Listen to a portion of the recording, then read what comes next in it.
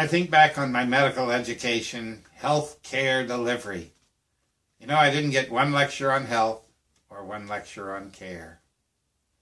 And I didn't really get it because the doctors didn't talk about it. Never was mentioned.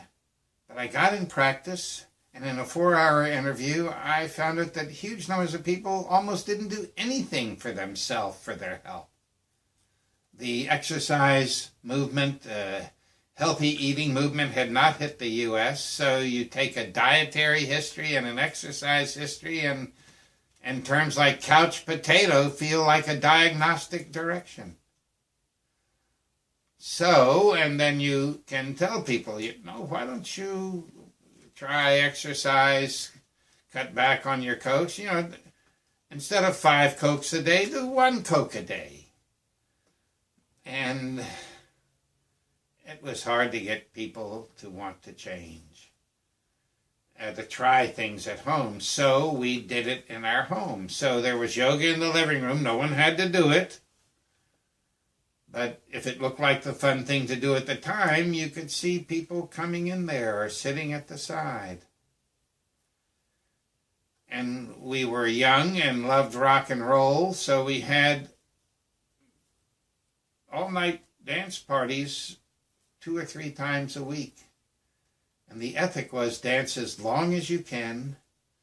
And it was so much easier if there was a room full of people screaming and yelling to fast rock and roll to get up and do it. And people, I could point out to them how it energized them, that normally they could not dance as long as they did by themselves, but you can start talking about taking energy from other people by your watching other people that you care about dancing like crazy. You can dance longer like crazy. And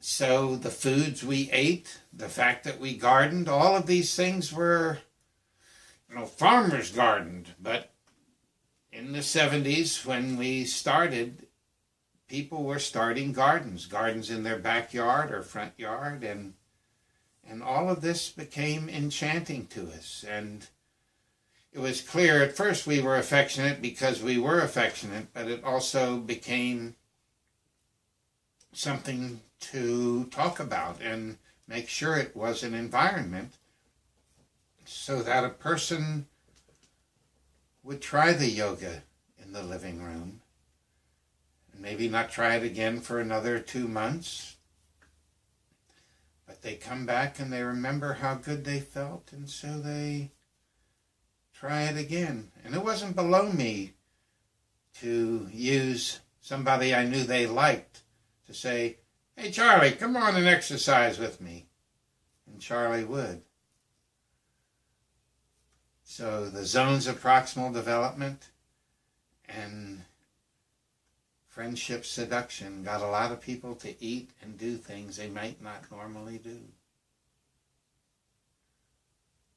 because telling them to do it was not a very strong motivator.